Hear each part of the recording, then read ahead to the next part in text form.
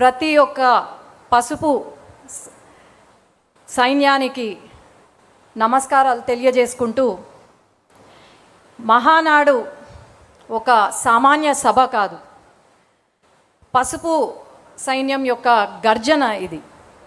అట్లాగే కోట్లాది మంది తెలుగు ప్రజల ఆశా సముద్రం. ఈ మహానాడు కేవలం మన పాస్ట్ని గుర్తు చేసుకోవడం ఒకటే కాకుండా భవిష్యత్తుని కూడా నిర్ణయించే ఒక మహా సంకల్ప సభ. ప్రతి ఒక్క పసుపు కార్యకర్తకు ఈరోజు ఒక కనుల పండుగ మాదిరి. అలాంటి ఈ మహాసభ, ఈ పవిత్రమైన వేదిక పైన ఒక జాతీయ ప్రధాన కార్యదర్శిగా నివేదికను సమర్పించే అవకాశం నాకు ఇచ్చిన ముఖ్యమంత్రి గారికి ధన్యవాదాలు తెలియజేసుకుంటూ, మన పార్టీ అధినేత సామర్థ్యంలో సాగిన అకుంఠిత దీక్ష, అట్లాగే బీజేపీ జనసేనతో మనము ఏర్పరచుకున్న పొత్తు, కూటమి ప్రభుత్వం, ప్రజాస్వామ్యంని మనం పరిపాలనగా చూపిస్తున్నాం. అట్లాగే ఏదైతే ప్రతి వర్గంలో, మన రాష్ట్రంలో ఉన్న ప్రతి వర్గానికి సంక్షేమం అందిస్తూ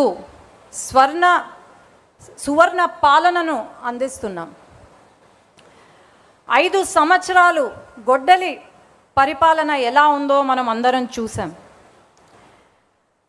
అభివృద్ధి, సంక్షేమం మన నినాదం అయితే, వారి నినాదం హత్యలు, అవినీతి, దోపిడీలు. అట్లాగే మన రాష్ట్రంలో ఉన్న ప్రతి వర్గంలో ఉన్న ప్రజలు బాధపడ్డారు. అట్లాగే ప్రతి ప్రాంతంలో ఉన్న ప్రజలు నిర్లక్ష్యం చేశారు. ఈరోజు మనం అభివృద్ధి, సంక్షేమం వైపు పరుగులు తీస్తున్నాం. ఆనాడు వారి పరిపాలనను మనము ప్రశ్నిస్తే, కార్యకర్త నుండి మన నాయకుడు వరకు, మన అధినేత వరకు తప్పుడు కేసులు పెట్టి, మన పైన హింసించి, మన పైన తప్పుడు కేసులు, అట్రాసిటీ కేసులు పెట్టారు.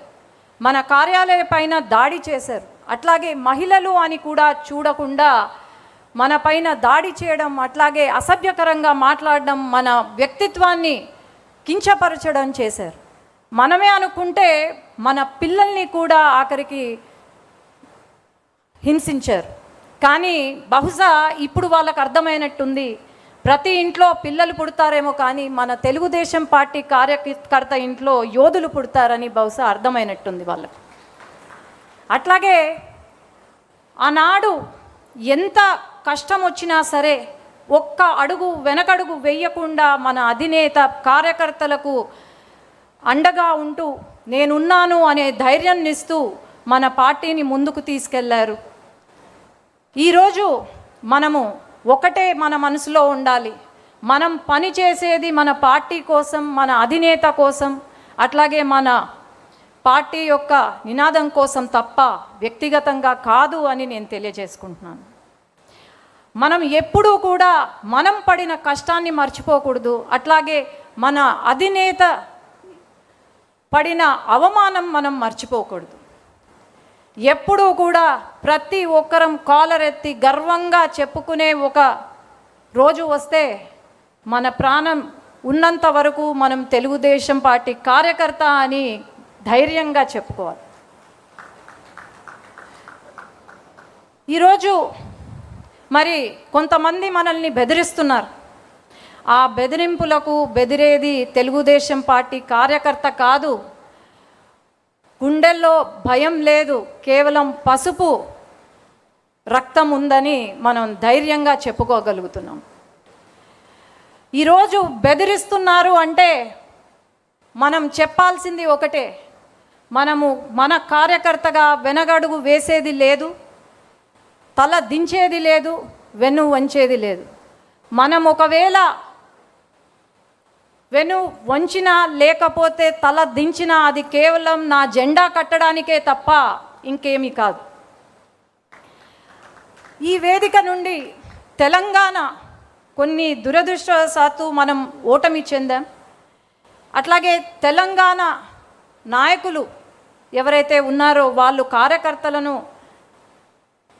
కలిసిమెలిసి ప్రయాణం చేస్తూ అక్కడ అట్లాగే ప్రతి క్షణం మన సమస్యలపైన, తెలంగాణ రాష్ట్రంలో ఉన్న సమస్యలపైన పోరాడుతూ ఉన్న మన నాయకులను ఈ సభ ద్వారా అభినందన చేస్తున్నాం. అట్లాగే ఈరోజు గల్లీ నుండి ఢిల్లీ వరకు మన జెండా ఎగురుతుంది. మన తెలుగుదేశం పార్టీ, మన తెలుగు ప్రజల ఆత్మగౌరవాన్ని నిలుపుతున్నాం, తెలుగు గళాన్ని వినిపిస్తున్నాం. అండమాన్ దీవుల నుండి కూడా మన తెలుగుదేశం పార్టీ జెండా రెపరెపలాడుతుంది. ఎప్పుడు కూడా దేశంలో గళం వినిపించిందే తప్ప ఎప్పుడు కూడా వెనకడుగు వేయలేదు. మనం సూపర్ హిట్ ఈ 2 సంవత్సరాల పాలనలో సూపర్ 6ని సూపర్ హిట్ చేశాం.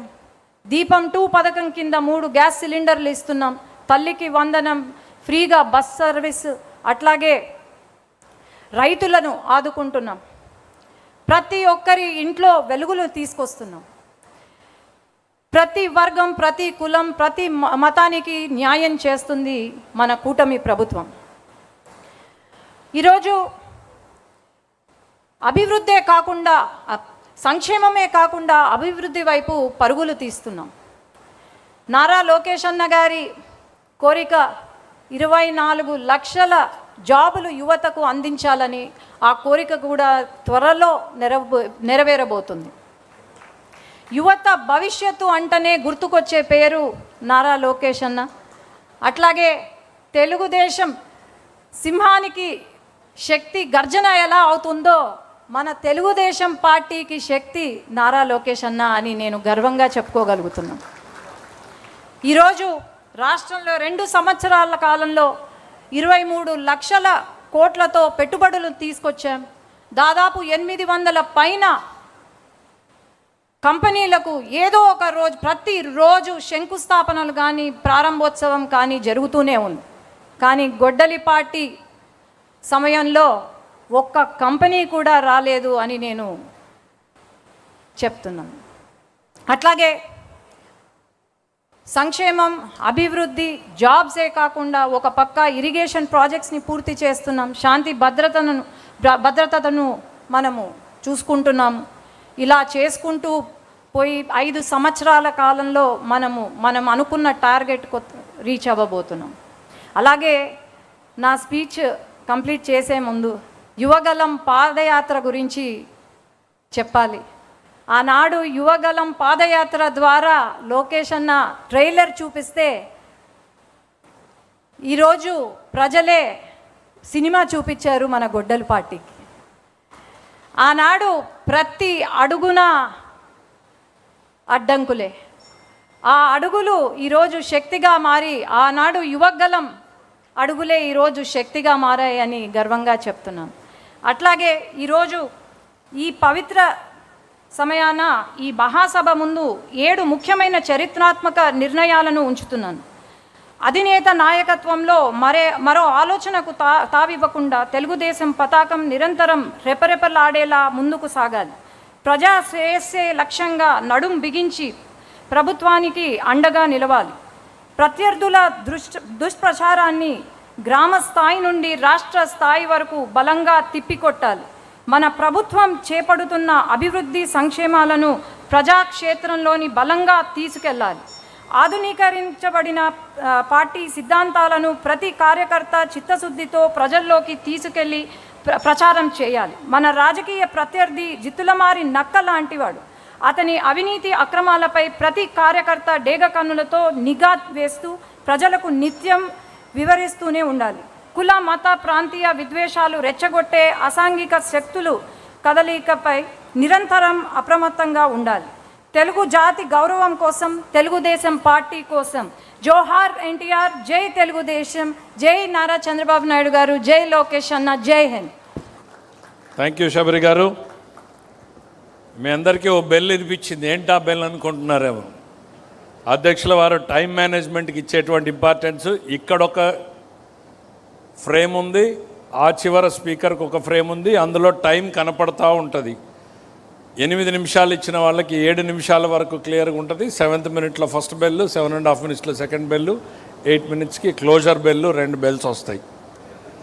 సో టైం పంక్చువాలిటీ మధ్య చూస్తున్నాం సార్. 10 గంటల కంటే 10 గంటలకు వస్తున్నప్పుడు మనం కూడా ఆ విధానాన్ని పాటించాలి. ఎందుకంటే రాష్ట్ర వ్యాప్తంగా దాదాపు వేల కేంద్రాల్లో జరుగుతున్నటువంటి ఈ కార్యక్రమాన్ని మనం అంతే నిబద్ధతతో క్రమశిక్షణతో తీసుకెళ్లడం కోసం చేసినటువంటి ఈ ఏర్పాటును ప్రతి వక్త కూడా గౌరవించాలని చెప్పి వినయంగా కోరుకుంటున్నాం. 5 నిమిషాలు ఇచ్చినటువంటి వాళ్ళకి ఫస్ట్ బెల్ కొట్టగానే ఇంకా ముగింపుకు వచ్చేయండి అనేటువంటి సంకేతం అది. దయచేసి ఇది అందరూ కూడా దృష్టిలో పెట్టుకోవాలని చెప్పి కోరుకుంటా ఉన్నాను. మరి అట్లనే తర్వాత మన పార్టీ జమా ఖర్చు వివరాలను వివరించడం కోసం మాజీ పార్లమెంటు సభ్యులు, ప్రస్తుతం ఏపీఎస్ఆర్టీసీ చైర్మన్గా ఉన్నటువంటి శ్రీ కొనకళ్ళ నారాయణ గారు